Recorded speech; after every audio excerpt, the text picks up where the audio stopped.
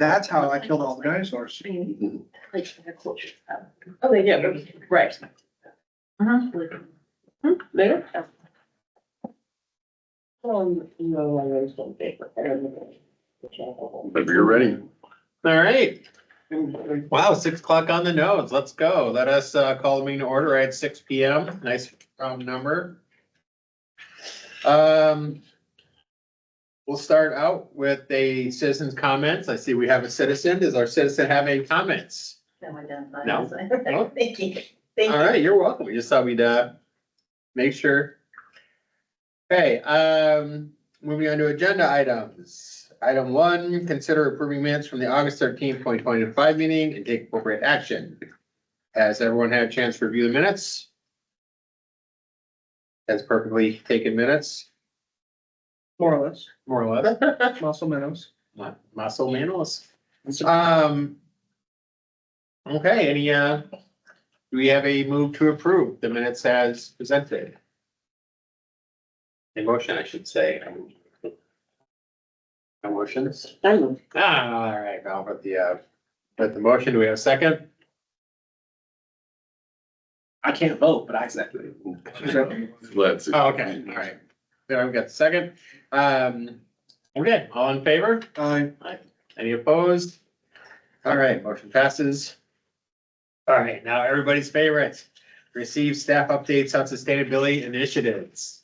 Right, the active transportation plan and complete streets policy that went to council during the study session. Just kind of the informational for, that was on August 19th. We'll be taking that back during the regular agenda on October 21st, for them to vote on whether or not to adopt those plans or the plan and the policy. Lead for cities, we have a separate update for that, so I'll wait on that. SoulSmart, right now, there's no timeline from planning on when they're gonna be presenting the code updates to, this council for approval. That's the last little piece of the puzzle that we need for that gold level designation, so we're waiting on that. If for some reason that gets delayed for a really long time or doesn't get approved, we have every credit that we would need to get the silver level designation. So everything that we need to do on that is done. We're just kind of waiting in a little bit of a holding pattern there. As Lauren mentioned last week, the Texan by Nature project certification for the water conservation rebate. Thank you again for putting that application together. So we'll be promoting that shortly and getting the word out on that. So that's a big one. So thank you. Thank you again for all the work on that and for the committee. That was something that came out of this group. So it's a good win for the group. We're looking right now into a grant for some DC fast chargers. So hopefully we'll be able to apply for that, be able to get some good funding for that. Currently there's no DC fast chargers. We have the level 2 chargers in the city. But so that would be kind of a nice amenity to have. So we're looking to see if that's something that's feasible. We have a site that meets the criteria and that type of stuff. What kind of site is a fast charger? That'd be on a city hall space, right? So we're looking at some potential spots that has to be on city owned property. Right. Proximity to 35 and some walkable like amenities is kind of preferred. Because those will take normally 20 to 30 minutes to charge up your vehicle. So if there's something that people can walk to, so City Hall would work, potentially as a good spot. Closer to the DART station, the city owns some property there, and that could be something that's utilized, and then people could charge while they're doing the Star Center or something like that. Or go to the Cox grocery store. Yeah, the Cox Farms and, some of the restaurants there. So those are things that we're kind of looking at to see. And so the funding agency is the Council of Governments, and they've contracted with a consultant. So we're going to meet with the consultant to do some preliminary site reviews. Okay. See if that's something that might work for They us. plan for the speed of charging, right? Like the wattage, like. So yeah, the minimum for the DC fast chargers is 150 kW kilowatt. So that's why I can charge the vehicle so fast. Those are much more expensive than the level 2 chargers and often have a utility component where they might have to cite a transformer. So that's part of the reason why we don't have any yet. So with this opportunity, might be a way that we can get some of these in the city. And then, with the fast chargers, those are more for, it would be beneficial for folks that live in apartments that would want to purchase an EV that don't have access to charging, but also just along like the 35 corridor. kind of good to have those, and that helps with the range anxiety of driving an EV for long distances. So Do you know if they're planning to have it at 250 or better? kilowatt, so 150 is the minimum. So it would, I guess, be up to the vendor and the utility on what they're able to provide, what they're willing to provide. I don't think there's a maximum. But yeah, so the minimum is 150. And just for reference, the level twos are about 7, so much bigger. To qualify for the grant, it's 150. Yeah, 150 kilowatt. 250 is the general standard, like that's what people accept as relatively fast. So 150 is like on the slow side of fast charging to people nowadays. Yeah, and so we'll have to see too with because the Council of Governments is going to work to do the RFP for the charging vendor. So it's a possibility that they have the minimum threshold, but it might be something where they're offering a higher level charge. Would be even quicker for folks, which would be good. And multiple would probably be good, just because if you're right off at 35, it's gonna be Yeah, packed the whole time. well, the minimum number per site is 4, Oh, so we would have 4 okay. if we're able to move forward with Right. this. Yeah, so there would be 4 chargers. So that's the other thing too, is having the available spots. There has to be lighting, and then Yes.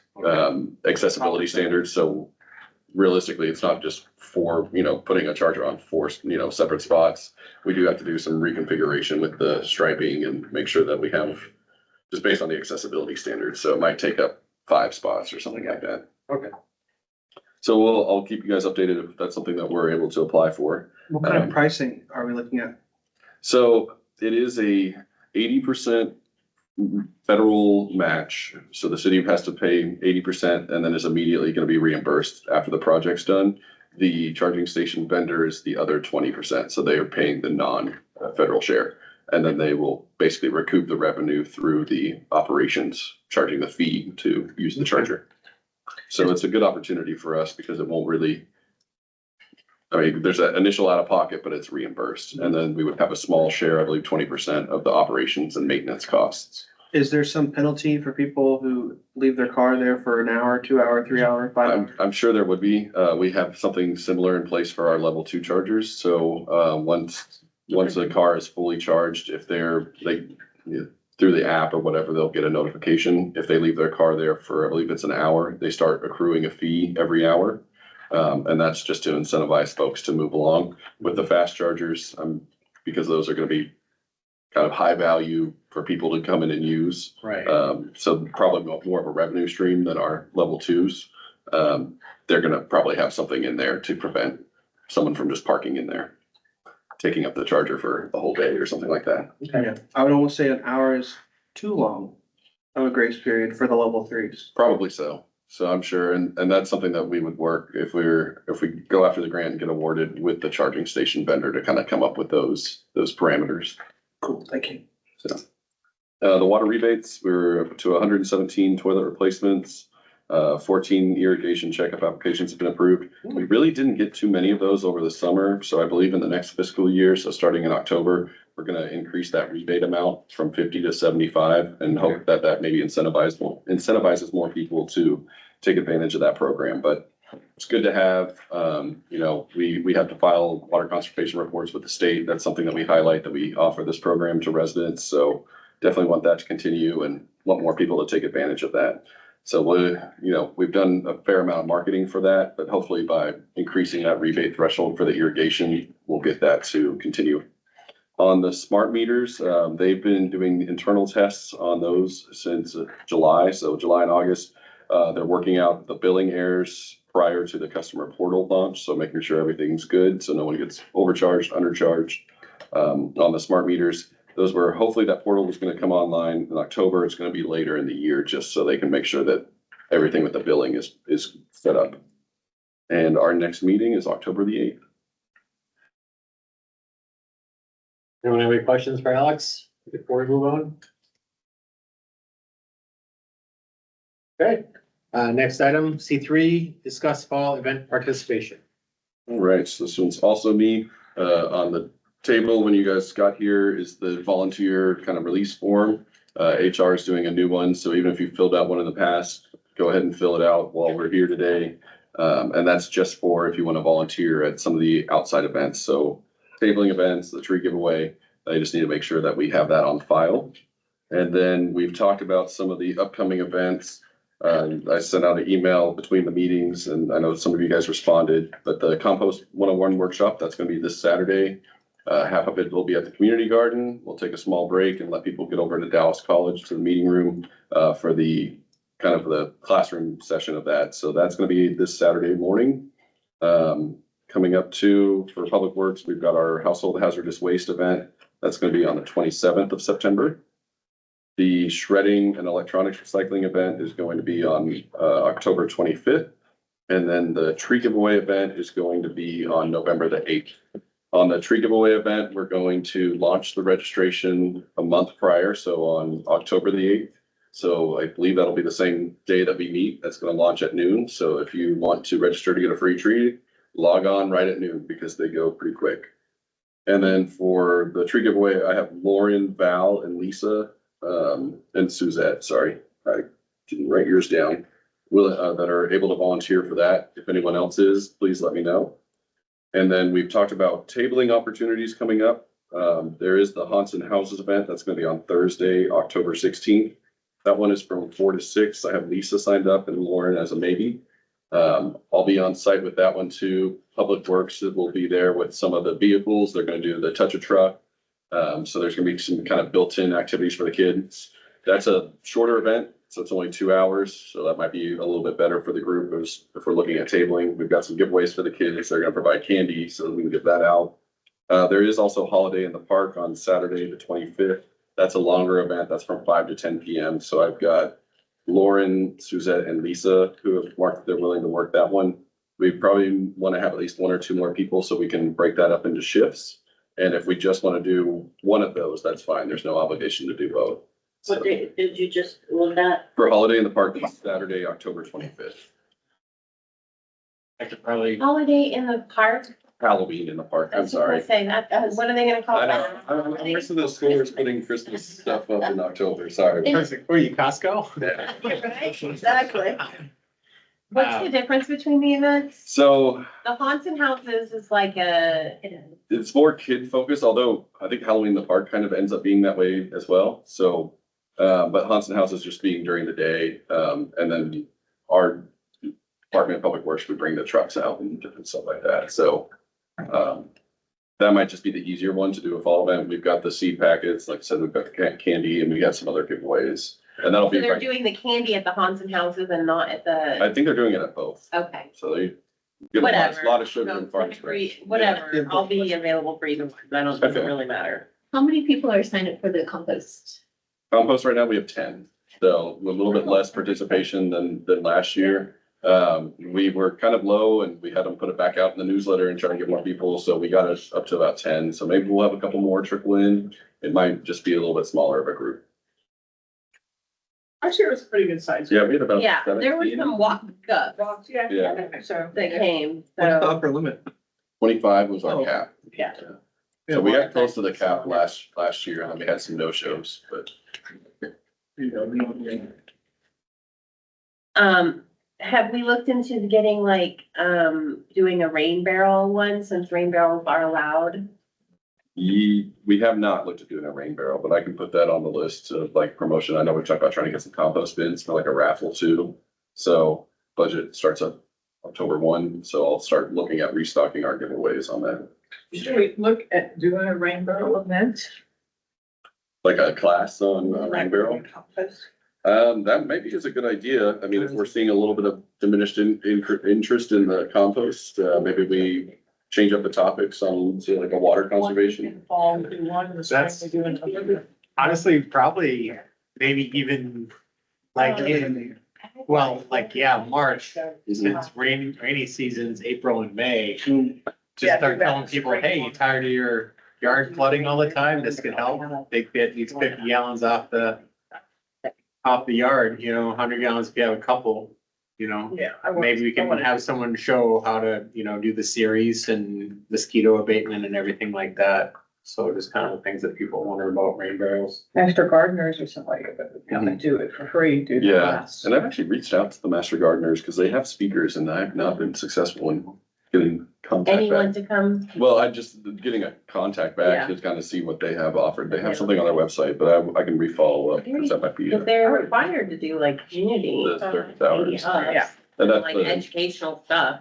yeah, the so, like, instructor that we that's have what for compost, that's the reason. But I think the ag life that does water, I think they have a rain barrel class that they do Oh, Yeah. at UT Richardson or something. Yeah, and there are other, I mean, there's the Master Naturalist Group, Mhm. there's, some of the other ones in the region, AgriLife, some of the other cities. So there are, even if they're not offered specifically within Farmers Branch, people might be attending some of these in other places too. Yeah. So if you're interested in any of the volunteer events, fill out that form, hand it back to me before you head out today. And send me an email if you're interested. I can send a reminder to everyone. And I think we'll be pretty good. If we don't get another person or two for a Halloween in the park, I would say just our fall tabling will be the haunts and houses. And we'll just do that one. And I could probably help out with Halloween in the park. Haunts and houses is like during the workday. during the workday, yeah, that one's nice because it's short, but it's unfortunate because it's during the workday. So which one is? haunts and houses, which is Thursday, October 16th. Oh, And that's from 4 to 6 p.m. oh, okay. So what really is that? I signed up for it, but I don't know. I don't. Your attitude, like it. So it's just like kind of like a trick or treat type thing that they have set up in the historical park, I believe. That's probably the different little houses. Yeah, Oh they my go to gosh, the different little houses one in the historical park, and then, like I said, Public Works has the touch a truck Oh, that they okay. do. So So we're going to have a table set up at this event? for the haunts and houses and potentially the Halloween in the park too, Okay. Near the truck? probably near the truck. Which is super fun with horn honking and Oh, whatnot. Okay, well, I can try to get us away from the truck. Right? Yeah. I mean, it's fine, they're cute, it's fine, it's just, it was funny, there's a lot of honking. I can provide earplugs for the volunteers. All right. They're just playing Baby Shark on your headphones. Mm. Which one would you prefer? I'll take the honk. Yeah, Okay, receive an update on the lead for cities designation. Mhm. All right, that's me again. I will pull this slide up here.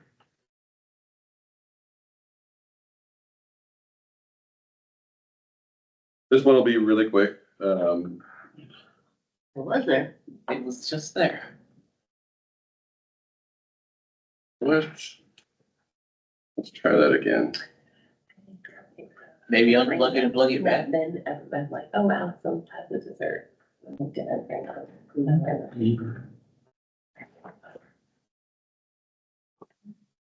Yellow butter with chocolate ice cream. I know. Kind of worked. Troubleshooting. There we go. Last of that.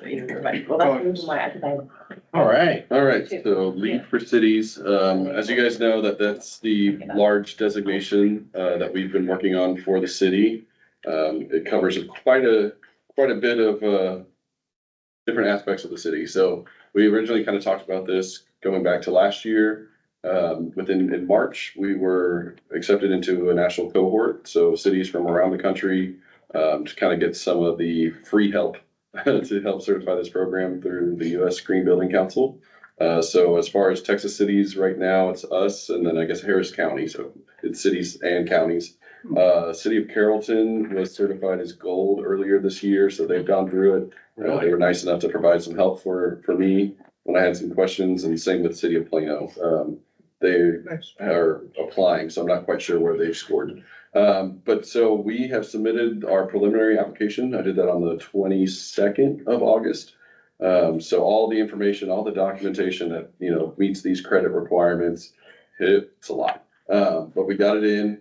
They are going to send that back to us in about a month. So hopefully early October, we'll have our kind of preliminary score and see where we rank. Whether we got points for the credit. If we need to provide additional documentation, they'll provide that feedback. And then we'll have about a month till early November when we can make any changes and put that final application in. And so hopefully by January, early next year, we'll know where we stand on that. Here's just kind of, I think I've shown this graphic without all the stuff on it before. But these are all the different things that they look at within this certification. You know, everything, a lot of it aligns with what we're doing in the sustainability plan, water efficiency, transportation, energy, emissions. So when we've had the presentations on the greenhouse gas inventory, that's a requirement, that they had. Our water usage, that's a, you know, prerequisite that they have. Our mode share on how people get around the city and the miles that they drive, that's just all on there. So circled in green, those are the ones that we submitted credits for. The ones with the strike through it, we do not meet the requirements, so we did not submit. And then the ones with the star, we either submitted something partial or we did not have enough information at the time of submittal. So we have got some time now to go through some of those and to see, do we have something that meets their requirement? And so, as mentioned before, this is gonna be a good benchmark for us because the categories, as I mentioned up at the top, align really well with our sustainability plan. This is a national framework that a lot of cities are using, so we'll be able to kind of see where we score well, and where some of these areas, these categories that we need to improve a little bit on. And so that's something that can kind of help direct the focus of the committee, subcommittees or something like that. As we move into the next year, we'll kind of have this, and that kind of provides a good third party for us to show like, hey, you know, we scored, let's say, for example, maybe really well in water efficiency, but maybe we didn't do so well in energy. What can we do? You know, that puts a little bit of a focus for us, and hopefully for, you know, when it comes to budget time or projects that we're looking at, we'll focus on maybe some of those lower performing areas. But yeah, so that was a lot. I have the little booklet too. Things that go in those other squares that are blank. No, there's not. So some just have more credits than others. Is that one that says grid under energy and emissions, grid what is Grid that? harmonization. Harmonization. So that one's kind of hard because we don't own a utility. Okay. So, light pollution, we don't have the like model lighting code adopted. Yeah. And I think there was one other aspect on that one. Like the green building policy, that's basically saying you have an adopted policy that anytime the city builds a new building, it's like a LEED building. Right. If we had gotten the solar farm that we over there, would that have? I think that would have helped us. The grid harmonization? I'm not sure if that one would have helped on grid harmonization, but I think it would have scored us higher on renewable energy. Okay. So these two, Yeah, okay. these have I point see. thresholds I agree. attached to them. The prerequisites are normally a higher point. So you can, if, you know, we're closer to net zero emissions, then we would score maybe like 13, 14 points on that one. Are we aiming to remove slashes and turn into green boxes, or are we aiming for more points on boxes that we have? So, probably not getting rid of the red lines, while we're going through the submittal process. That would be something that would kind of maybe guide some of our future work. To get a higher rating. To get a higher rating in the Coming future. year, yeah. So the idea is that, you know, you certify with LEED and it kind of benchmarks you, and we kind of build our work, you know, it doesn't always have to be locked into this framework, but you would hope to have continual improvement over time. Yeah. And, yeah. So, if they're red slashes, that means they were not submitted because you looked at it and you're like, oh, we're way off. Yeah, like either way, like a lot of it is like you have to have a policy in place or, you know, like a position that focuses just on something. So those are things that we didn't. And then we submitted a lot of stuff that we do with like our partners. So like for one of the, I think under, can't remember, it's one of the, I think under the social services and infrastructure, like I even mentioned the Dallas College Food Bank. And like we have a contract with MetroCrest, and they help for a lot of our like homeless and outreach and resources. So since we have a partnership with them, like we're able to kind of bring those things up. Hopefully we get the score, but we did submit enough points, assuming that we got, I don't think we're gonna get all the points we submitted, but we're in that gold level for the designation. So certified, silver, gold, platinum. We're kind of right on that threshold in the gold territory. We might drop down depending on how they score us into the silver. But that would still be, I think, really good for First time. first time. And, Yeah. you know, we just had our first sustainability plan passed in 2022. So it's like, we really haven't had a huge concentrated effort on a lot of this for very long. When you looked at the green building policy and initiatives, is the thing that we're missing just a policy, but we're actually engaging with the buildings properly to fit but we just don't have it written as a code. Yeah, so I think on that one, it's like they wanted something for city buildings. Basically, if we were to build a new fire station, that like underneath that policy would require the city to build it to the gold standard. And then on some of the incentives, it would be providing like economic development incentives if you're building an office building that meets LEED requirements. So it's not about what we've done, it's about a commitment for the future. On that one, it varies basically by the Okay. different credits. So especially on a lot of like the performance stuff, that's where we're in like the performance prerequisites, that's stuff that we've done in the past. And then some of the credits are, you know, I guess a good example on that is on the responsible procurement, having the sustainable procurement policy that we've kind of briefed you guys on. Having that in place allowed us to submit for that credit. So it's kind of, it's a little bit wonky. It's, you know, it is a national framework, so they've had cities smaller than us certify, and they've had, I mean, they have Harris County, which is what they Like all call of Houston. all of Houston, it's the greater Houston area. So I mean, cities of like 15,000 and then counties of 1.5 or 2.5 million are going through the same framework. So there's gonna be some that's not applicable. I mean, it's just with any kind of. I'm just looking at that and I'm like, if we're already doing it for the green building one, we just don't have the codified policy. That sounds like a low hanging fruit. Yeah, we aren't on that one. I mean, we're not requiring or providing incentives right now to companies or something if they're building a certain, you know, Oh, building. I thought it's for municipal buildings only. Well, it's both on that one, but we don't have that policy even for the municipal buildings. We build ours to basically the current code, which just got adopted. So the 2024 building codes is what we build ours to now. And getting this makes us more competitive for things like grants and. Yes, so it does help with that, and, you know, kind of one of the longer term hopes too is as you know, you can look at this for like an economic development thing, companies that might have a ethos towards sustainability. This kind of puts Farmers Branch on a map for them, where if that's something that is important to them, you know, for residents that are passionate about sustainability, like that want to know that, hey, is my city doing something? This is a kind of a way to show like, yes, you know, here's how we score based on this, you know, national framework. And there aren't too many of those national frameworks for sustainability, relatively new aspect of government, local government. So, and it also kind of helped compare us to peer cities too, so. Oh, so on that note, do we have a copy of one of these for Carrollton?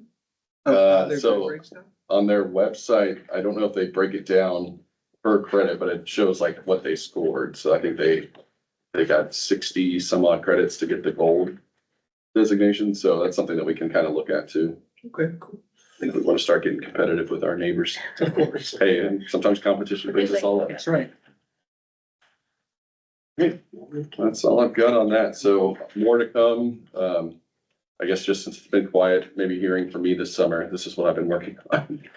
And a lot of our other staff too. So, because some of these things don't necessarily live in sustainability. So got a lot of information from our utilities, from Eric, our stormwater engineer who was here, planning. So we got a lot of that information, and then from nonprofit partners, from DART, from MetroCrest. So it was a lot of information, but just show you that we're doing a lot of good work. Good.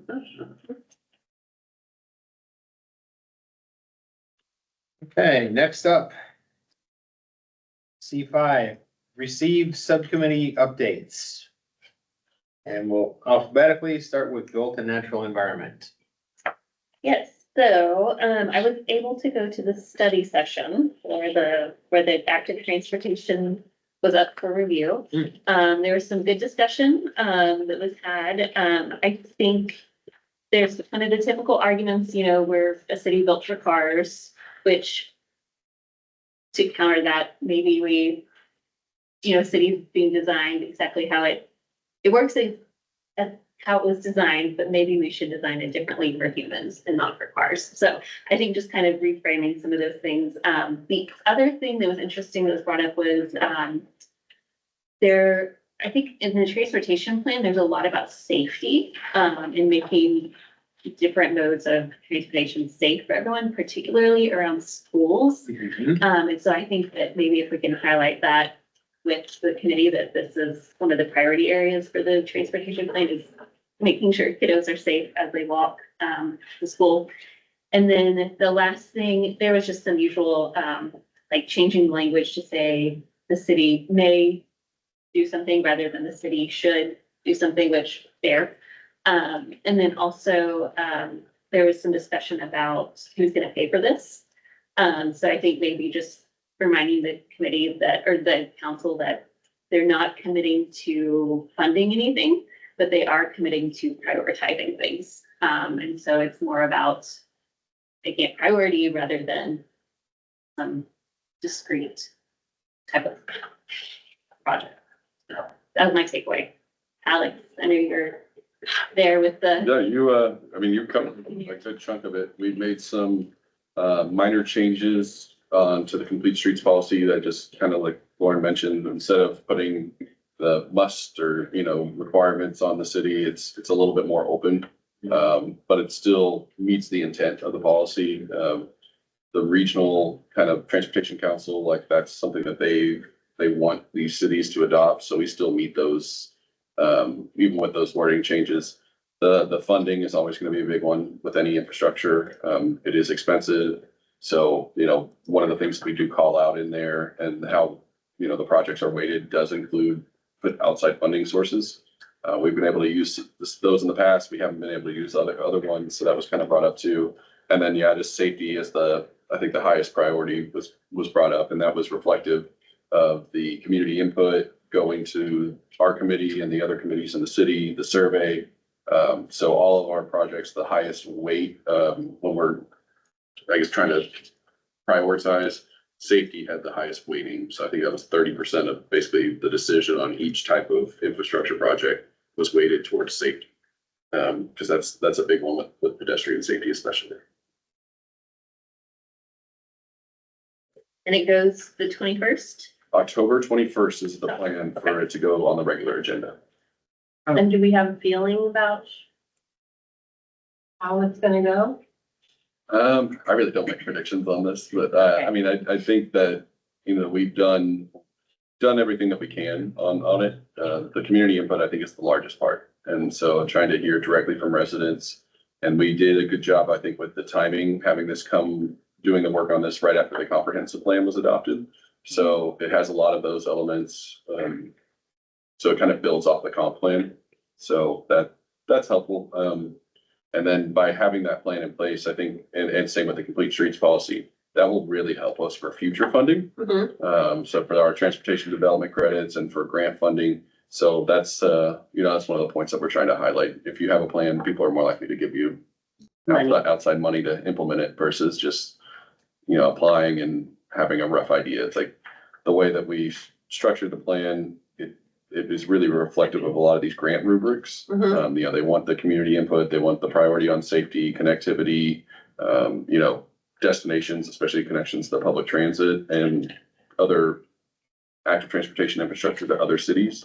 So the projects that we, are selected through that, I think will score really well. So I think that's kind of the biggest point. So we'll see how it goes. And I think the other thing too, as Lauren mentioned, this doesn't, handcuff them to, we're funding all these projects and we've got to find the money.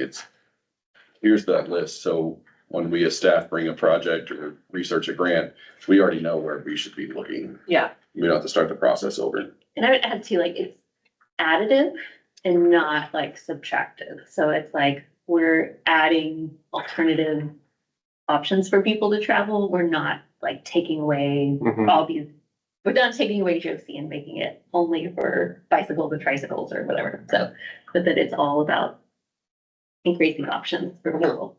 So. Do we have a plan to address self-driving cars? Ooh, does anyone? If you don't have one, get ready for your insurance to triple. Cause I think that's gonna be the direction. I have a question. Was the heat map ever brought out?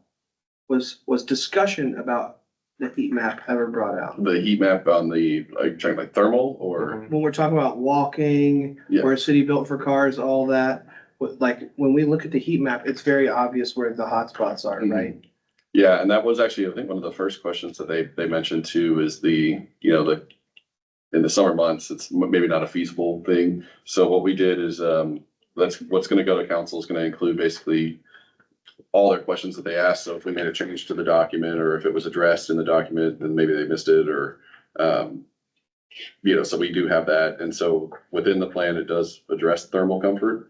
My kind of way I say it is, hey, July and August are gonna be really tough for someone wanting to do this voluntarily. Some people have to do it. So can be considerate of that, but if we can do things like shading on trails, maybe that keeps June and September in play for people. So it's definitely a consideration.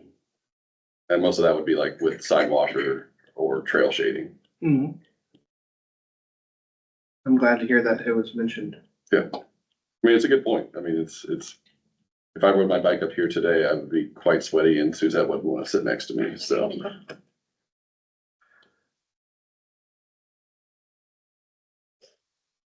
Okay, anything further? Not? No? Okay, communications. We have nothing to report. Yeah. On the subject of communications, I think for last meeting, people were saying we need to come up with ways to make sustainability like engaging for the residents. And I posted it on the website, right? I had ideas about that. I wrote them down. You wanna share? Yeah. Sure.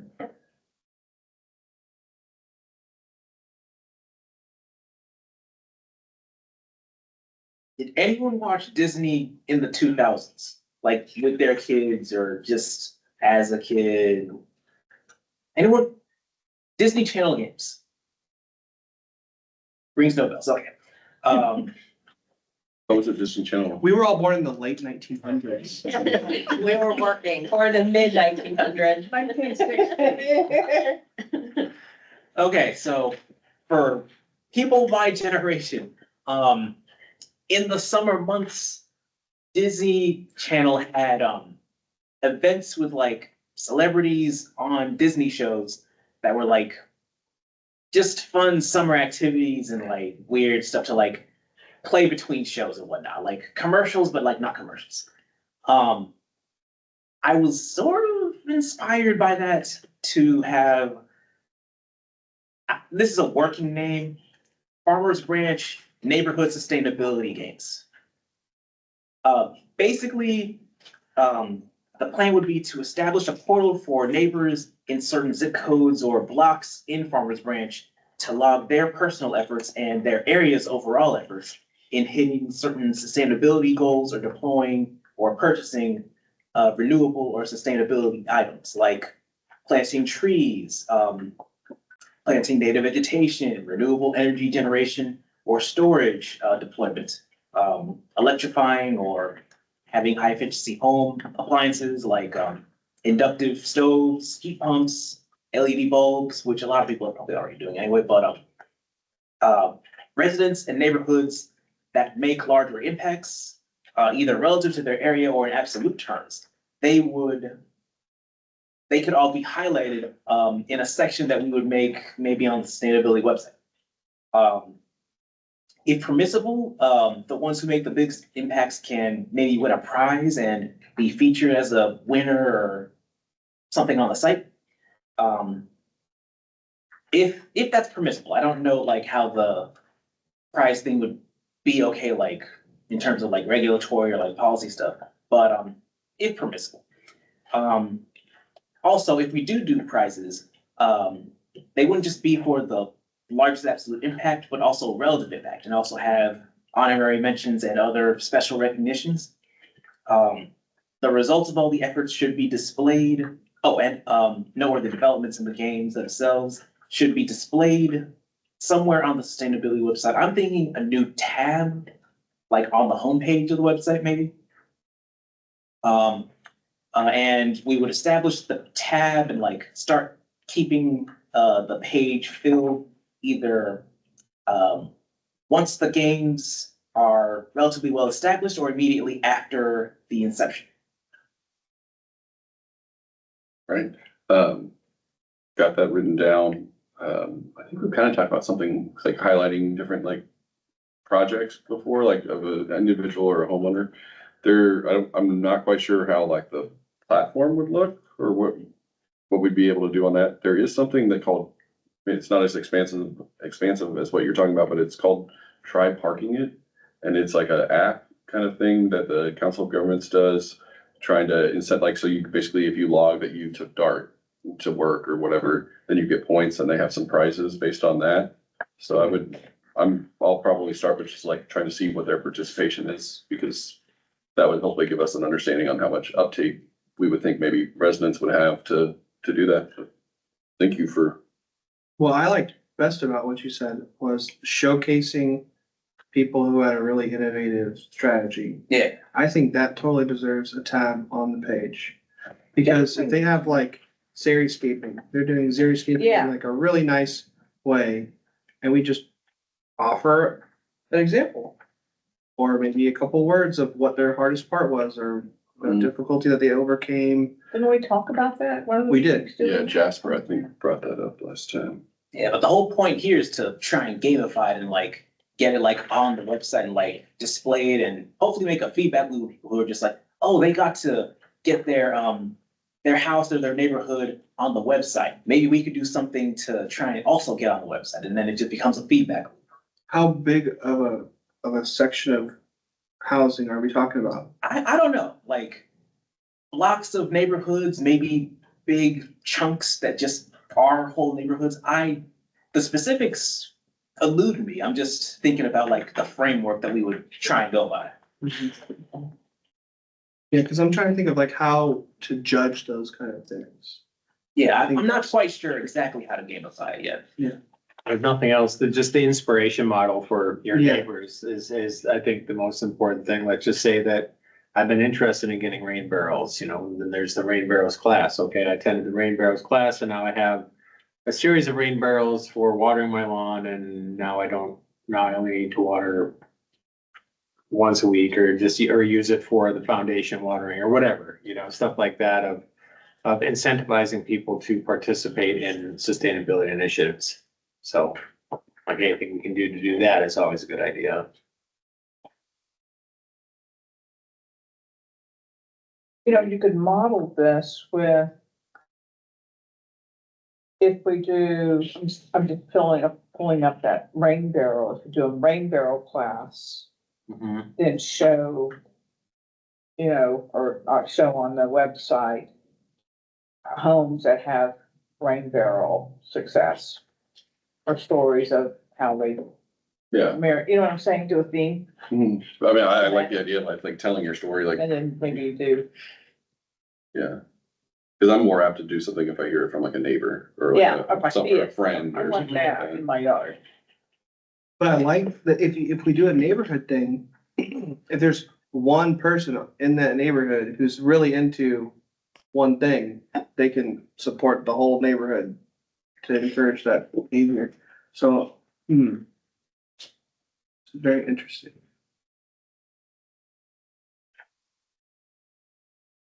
Anything else? Oh, well, it was communications. Okay, and then you already said that you, I don't have anything, Okay. no.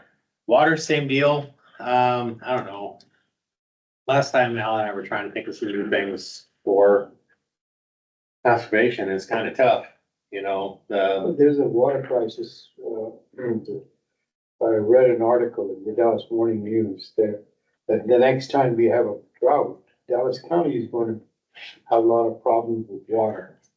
So anything we can do as far as influencing the policy and a plan for conservation, then I think it'd be proactive for us to do that.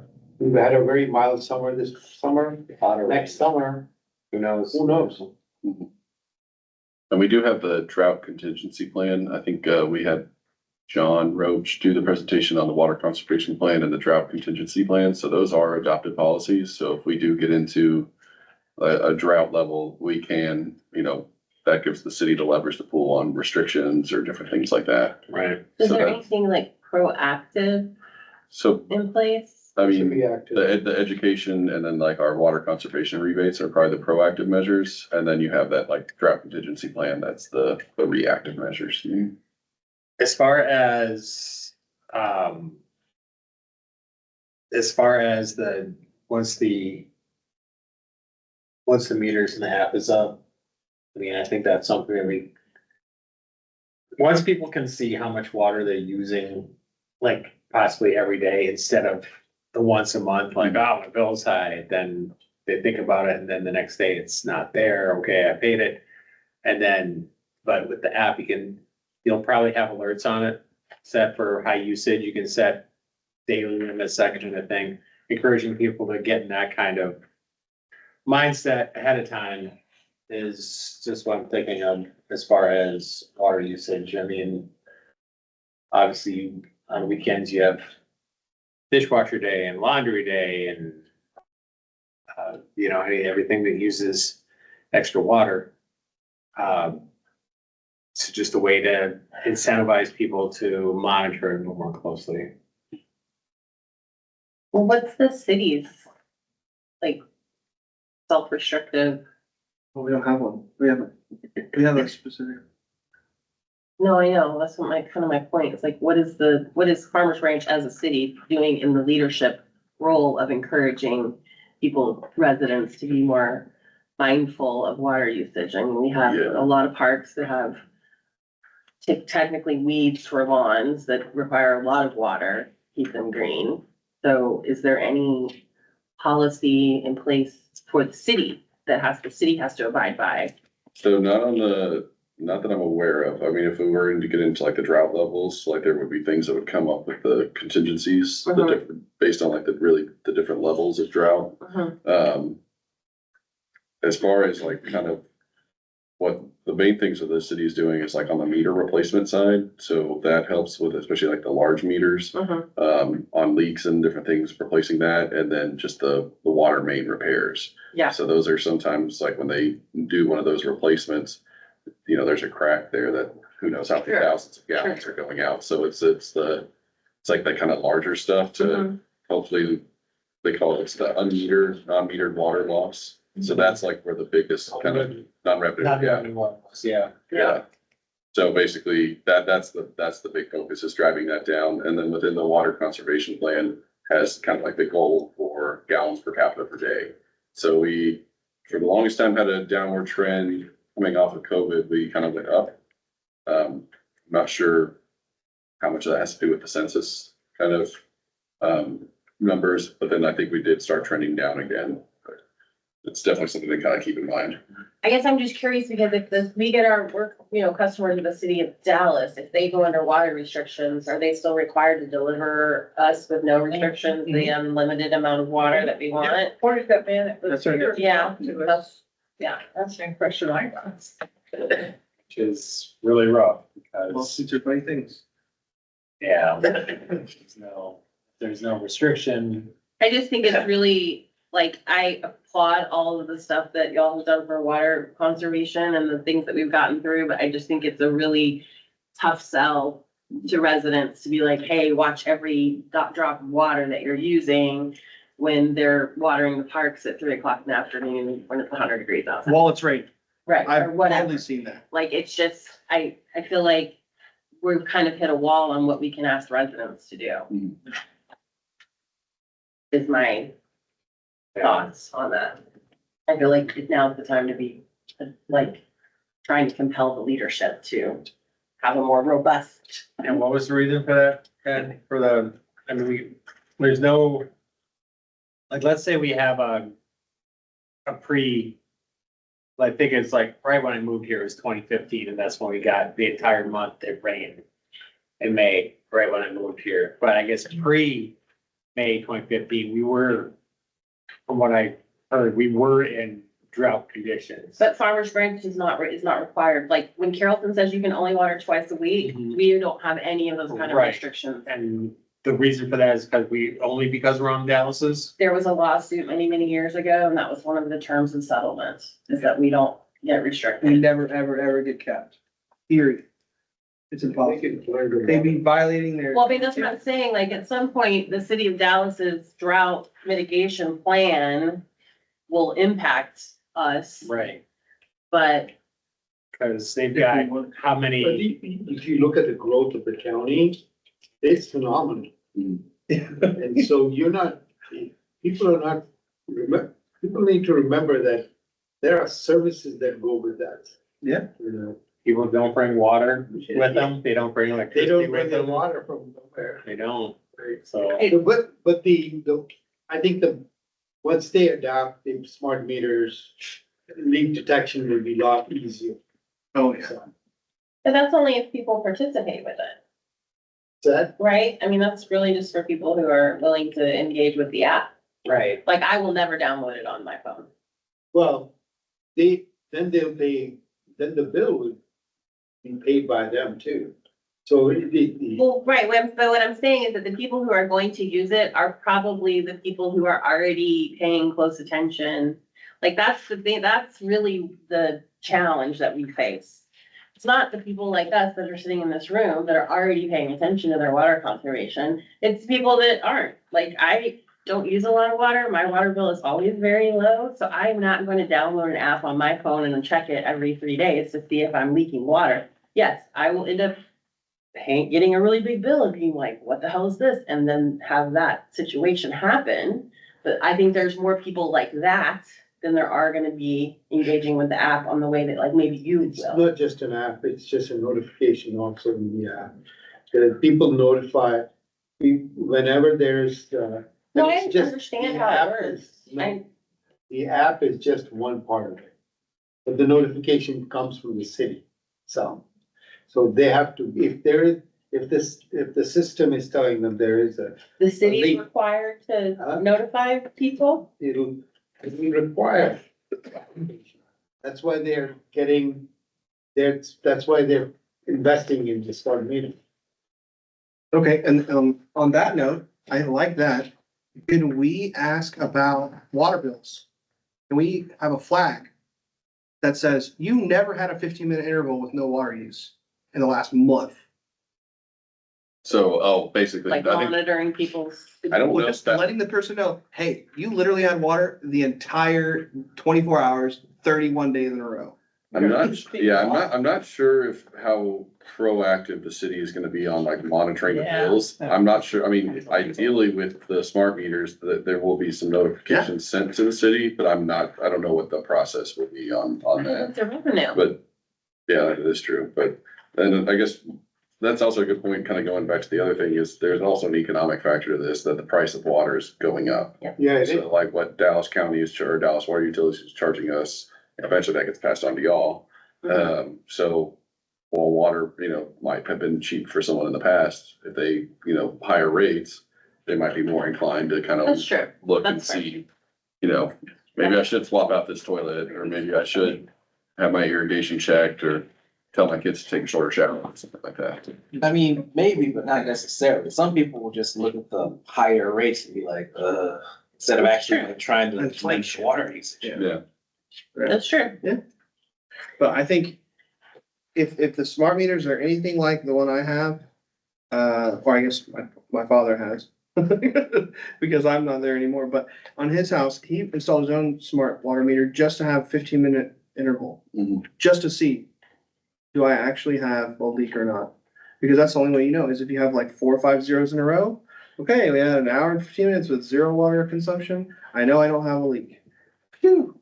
So whatever smart meter the city ends up, when it's done, it should be literally run a report. If there's any water meter that doesn't have at least 8 zeros in a row, sound the alarms. I'll try and get an answer. Yeah, that would be on what awesome. The capability. of it. Thank you, Alex. Tell me much about it, I love that. It's like- Well, it should just be a giant red letter, like it should be red letters that say, hey, That's it, that's what I was gonna say is, hey. hey, scan this You can't- QR code. You And can't then you go opt from out. QR code to the website, it tells you all about the smart meters. It's like, hey, you probably lost $700 this month because you're not Oh my God. looking at your You water don't bill. have They water noticed bills that- that are that high? Yours. No, mine's One of these days when. It's you never, looked at no, it. it's not. It's really, Honestly, my really water not. bill's all gone down since we got this. Water bills, though. My water bill was like double before they, more. Ever. And it's got that bad, and my usage went up. So I think they're much better meters. They were just overcharging us before. So when do the guys get to start playing around with the dashboard? Yeah. So right now, they're really trying to get the billing corrected before October first, because that's when that contract flips from the old one to the new one, so they want to make sure that everything is set. So basically, it's all hands on deck on the billing side.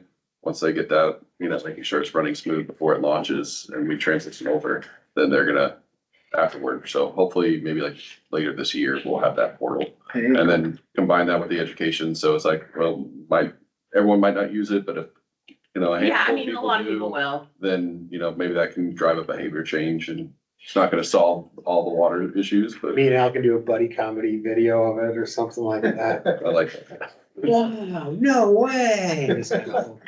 Can I get on the list for the training? Yeah, I'll actually, Ring the bell, ring the bell. Sorry, I'm not in your subcommittee. Will you allow me to Yeah, I suppose. train? Okay. Nice, so like that, what's your gravy train on in? All right. Let's see, where we at? Where are we? I'll see you. Receive and update. Oh, yeah, receive an update on events attended. Anybody? Anyone attend any other events? No, or just the study session? Okay. It helps when you live right behind City Hall though, and that's home, so. It was I haven't attended anything this time around. I was hoping to go to the city council meeting last week, but I didn't go. Issues. Anyway, what is coming up that's, what's, I think just the standard calendar, right? Of just the, other stuff, all the other committee meetings. oh, I'm looking into the future, that would be gonna kind of look at our subcommittees, and just areas of focus as we go into the next year. What we want the committee to focus on. Early next year, we'll have the lead information too, so that'll provide a little bit, but just trying to get, I guess everyone on the same page on what we want to focus on for 2026. Like when we were working, like when we went to the chair meeting, maybe there was something that we could do where we could do, I don't know about a subcommittee or just that sort of a thing where we would see about working in conjunction with the other committees. Like my one idea was work on getting composting for Branch Connection for when they have events there. I know that the other city buildings, the rec center and some of them, they already have the recycling and everything, but I think that the Branch Connection has some good opportunities for sustainability initiatives just because of the usage it gets, so. And I can go, so, Wait, to the next Branch Connection meeting? no, I can officially join the Branch Connection. What's the age limit? 22. 55. No, I'm not there yet. No, you're not there yet, no. So I'm just going to kind of stick my nose in everybody's business over there and just be like, hey, we could really use some composting, or hey, it's boy, you guys sure are using a lot of water. I was looking at your meter. So, but I think that might be something. How often are those meetings, Alex? The chair meetings? I think they're twice a year. Twice a year? Is that right? Like, we can go to the regular meeting. Oh, yeah, Yeah, he was referring to the chairs with all the chairs. yeah, And then once a year is when we do the update to council, and that'll be in November. right. I saw that email. Yeah. So no attendees, no events attended. So move on to possible topics for future meetings. When are we reviewing the subcommittees? We'll probably start kind of talking about that. Let's see, we've got 3 more meetings after this one, so probably October and November will be kind of us really looking forward into next year. What subcommittees we have. I know we've had some recommended, if that's still the areas we want to focus on. And, we can focus on things that don't have a subcommittee too. But Sure. so I think that's gonna kind of be probably our next 2 meetings, is looking at kind of what our goals are basically for 2026 and what we want to focus on. And I think if we can kind of do that early in the year too, especially if we maybe have you know, here's 3 things that we would really, you know, if we got them all done after next year, we're gonna feel good about ourselves, or 2 that we really want, and the third's a stretch or something like that. Mhm. And we kind of just make that our focus and let it be kind of known, maybe in like prices update, like this is really what we're looking for in, you know, next year, and this is the support, this is the funding, this is the resources, whatever it might be. So I think that'll be a good conversation for everyone to have, and just kind of recenter, our focus. We'll look, I'll kind of run that report that we have on the sustainability plan, which ones we've made progress on, which ones we haven't. And it might be kind of something that we just, okay, we haven't done near as much as we want to on composting or something like that. Yeah. And that's gonna be priority 1 for next year. Do we need a subcommittee or not? So I think that'll be our next 2 meetings. And then December, we always do a pretty short one, so holiday break. Right. So we really have two more big meetings before the end of the year. Okay. I mean, as far as, future thing, like formally strategizing on the, I guess the online plan for like how to digitize and incentivize the gamification of our sustainability initiatives, like I was talking about earlier, like Yeah. coming up with some sort of framework or strategy, like, and like fleshing that out. It's probably a good thing. We got you on that.